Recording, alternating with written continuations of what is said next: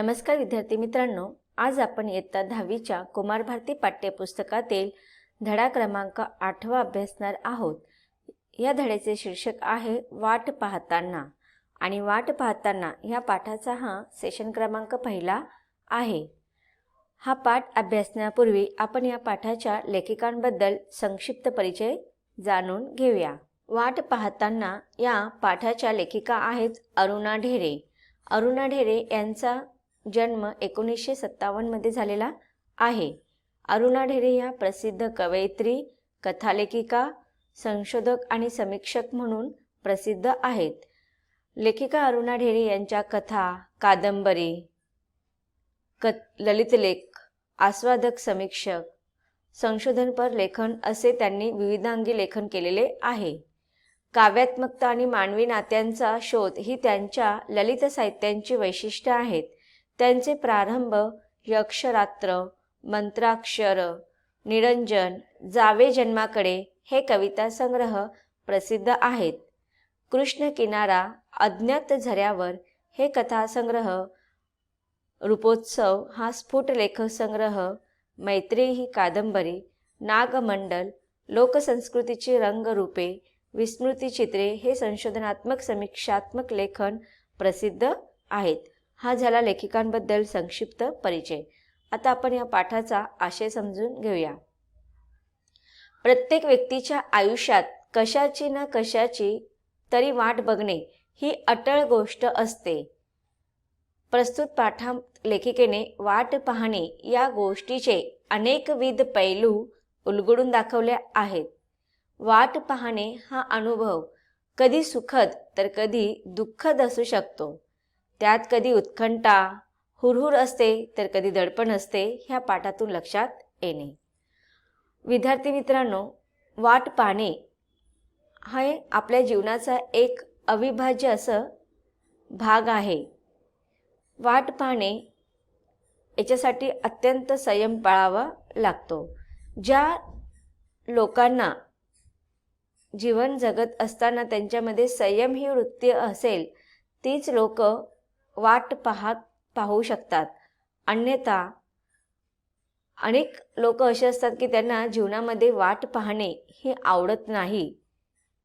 म्हणून जेव्हा एखादी गोष्ट करत असताना ते कोणताही पुढचा मागचा विचार न करता त्या गोष्टीची वाट न पाहता लगेच त्या गोष्टीचा निर्णय घेऊन टाकतात किंवा त्या चुकीच्या पद्धतीने वागतात।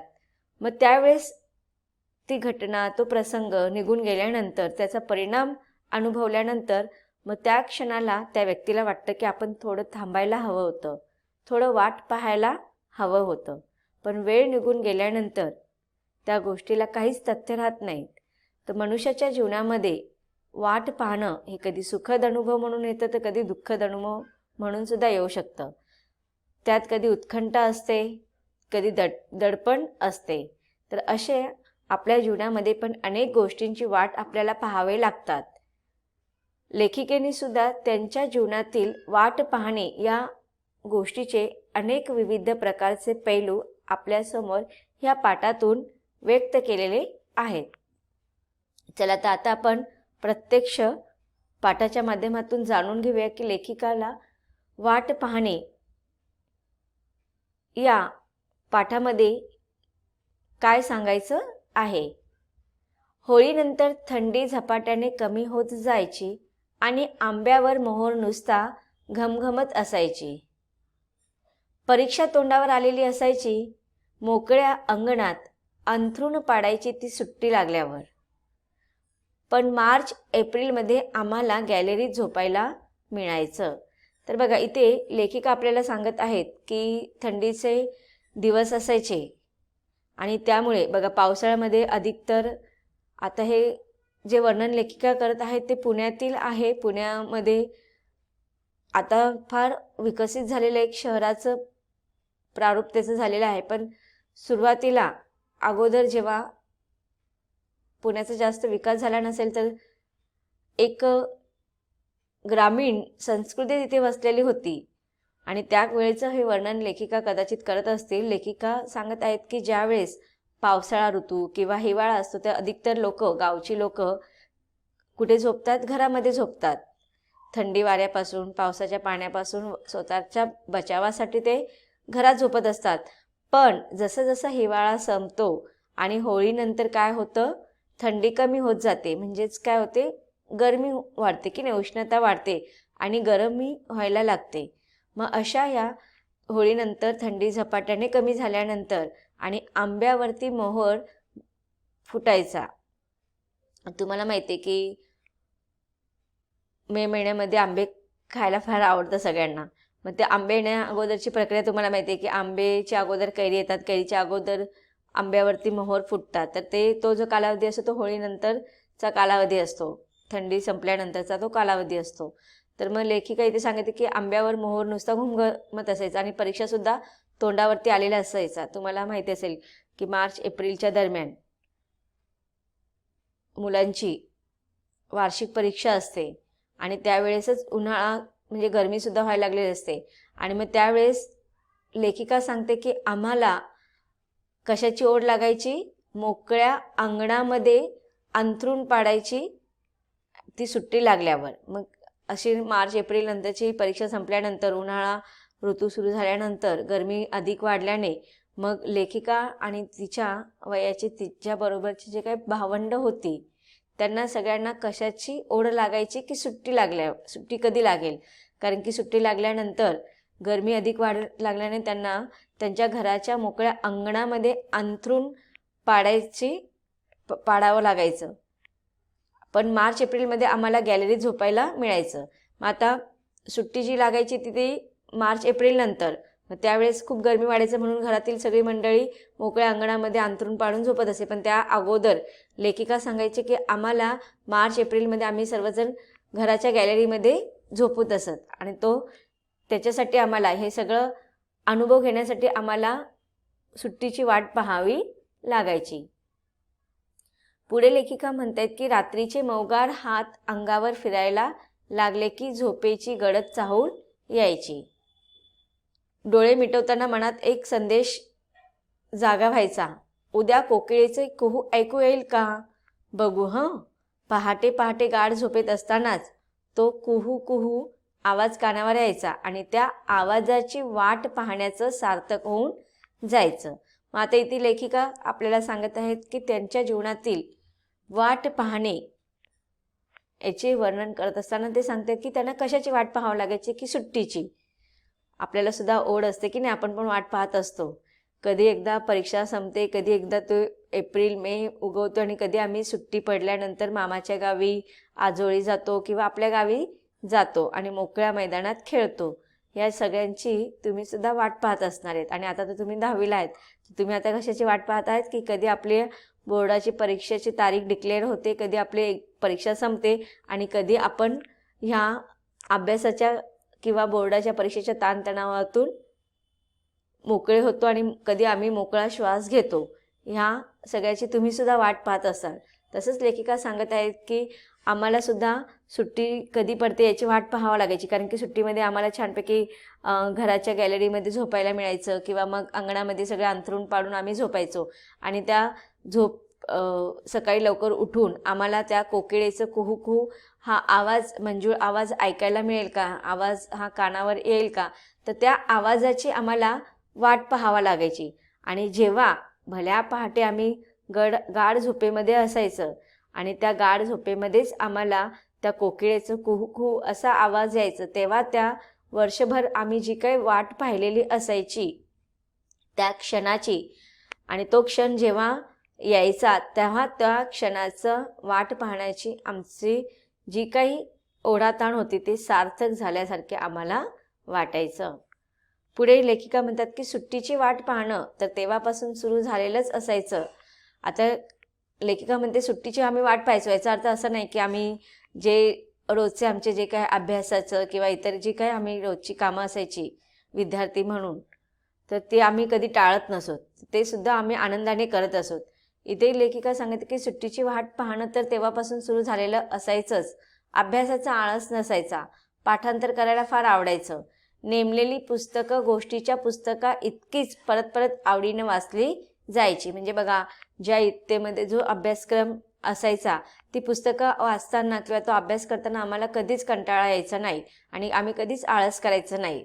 आणि ती पुस्तकं ज्याप्रमाणे एखाद्या गोष्टीचं पुस्तक आपल्याला फार आवडतं आणि ती गोष्ट आपण पुन्हा पुन्हा वाचन करून त्याचा आस्वाद घेत असतो, तसेच आम्ही ज्या काही आमच्या प्रत्येक इयत्तेच्या अभ्यासक्रमामध्ये जी काही पुस्तकं ठरलेली असायची ती पुस्तकं आम्ही गोष्टीच्या पुस्तकाप्रमाणेच आवडीने पुन्हा पुन्हा वाचत असत. पण अभ्यासाचं वही पुस्तक जरा बाजूला झालं रे झालं की सुट्टीची आठवण उसळी मारून वर यायची. मग बघा, ह्या सगळ्या गोष्टी करत असताना, अभ्यास पण आम्ही छानपैकी करत असताना कधीच आम्हाला ह्या सुट्टीची आठवण यायची आणि त्यावेळेस मग आमचं मनातील त्या भावना उसंबळून यायच्या.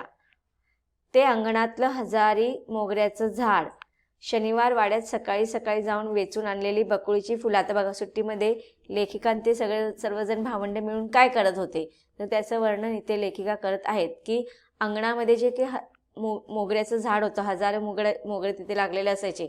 मग असं ह्या हजारी मोगऱ्याचं झाड, शनिवार वाड्यामध्ये सकाळी सकाळी जाऊन वेचून आणलेली ती बकुळीची फुलं, माठातलं वाळा घातलेलं पाणी, की बघा उन्हाळ्यामध्ये पाणी कसं असतं, थोडं गरम होतं, मग ते झाडाखाली माठ ठेवायचं, त्याला असं कपडा वगैरे बांधायचा आणि त्याच्यावरती ते पाणी शिंपडत राहायचं, म्हणजे ते पाणी कसं होतं, थंडगार होतं.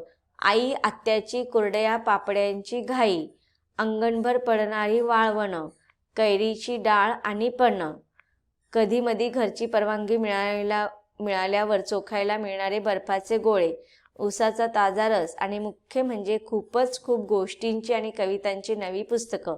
सुट्टीची किती वाट पाहत असो आम्ही.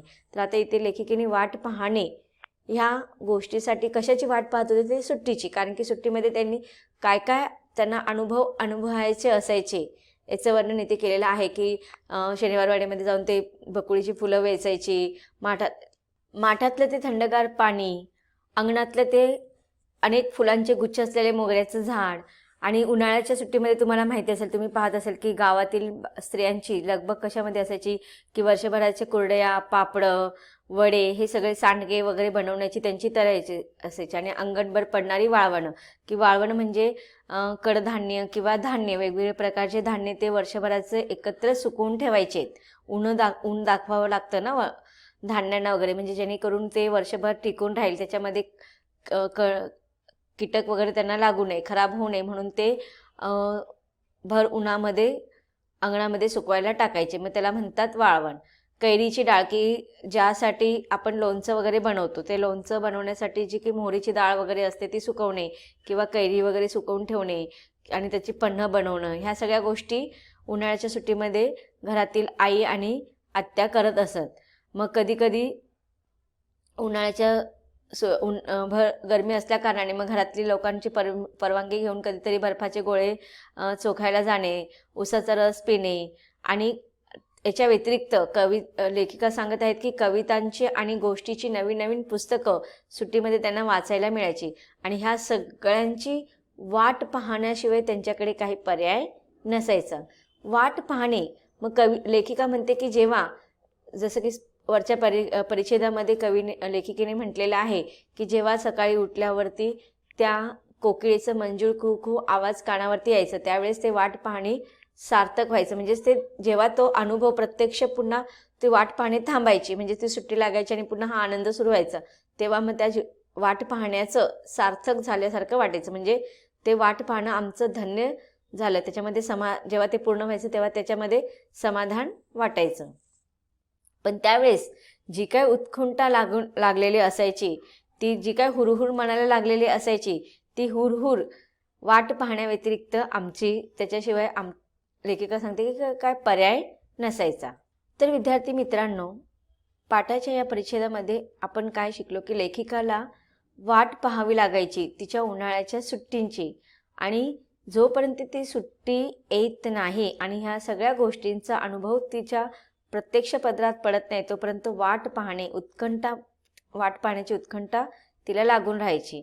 आणि ह्या सगळ्या गोष्टींची वाट पाहण्याखेरीज तिच्याकडे काहीच पर्याय नसायचा, याचं वर्णन लेखिकेने इथे केलेलं आहे. आता अजून लेखिका कशाची वाट पाहत आहेत याचा अभ्यास आपल्याला करायचा आहे, परंतु त्याचा अभ्यास आपण पाठाच्या पुढील परिच्छेदामध्ये करणार आहोत.